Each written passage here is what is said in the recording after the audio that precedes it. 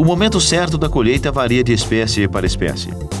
Algumas crescem rapidamente e estão prontas para colher 5 meses após o plantio, como a sálvia, por exemplo. Outras demoram mais tempo, como a espinheira santa, cuja primeira colheita é feita 2 anos após o plantio. A operação de colheita deve ser feita com muito cuidado, pois poderá comprometer a qualidade do produto. Ela deve ser feita em dias secos e ensolarados.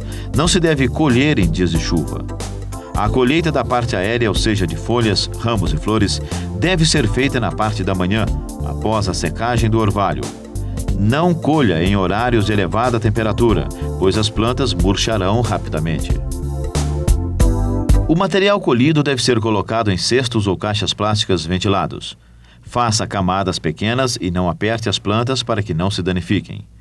É preciso que a mão de obra seja bem treinada para fazer a colheita da forma correta.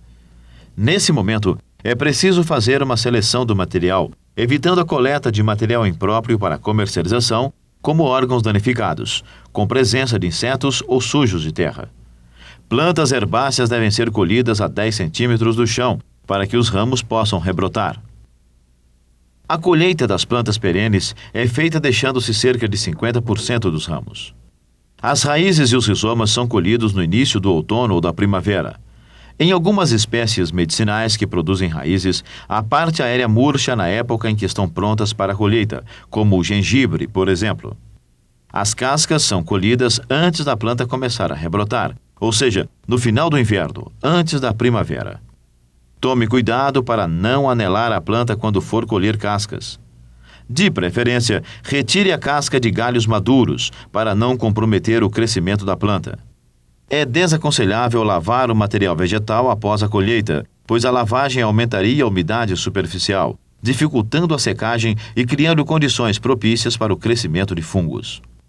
Mas no caso de raízes e cascas, é preciso fazer uma lavagem bem cuidadosa para retirar a terra e musgos aderidos. Depois, é só colocá-las ao sol para secar a água superficial. Logo após a colheita, é preciso estabilizar o material vegetal, ou seja, é preciso paralisar a atividade enzimática, que transforma e destrói os princípios ativos das plantas. Isso é feito através da desidratação ou secagem do material vegetal. Muitas vezes é preciso preparar o material para a secagem. A seleção do material é comum a todas as plantas. Deve ser eliminado o material com deformações, atacado por pragas, com ovos e larvas e outros defeitos. Apenas o material em ótimas condições será submetido à secagem. Folhas grandes, como as de alcachofra, devem ser picadas. No caso da alcachofra, é preciso separar o talo da parte do limbo.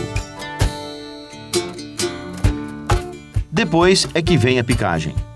A lâmina que faz o corte deve estar bem afiada para evitar o esmagamento do material. Apenas reduza o tamanho. Não corte em pedaços muito pequenos, pois o corte expõe as substâncias presentes nos tecidos, inclusive os princípios ativos, levando à sua deterioração.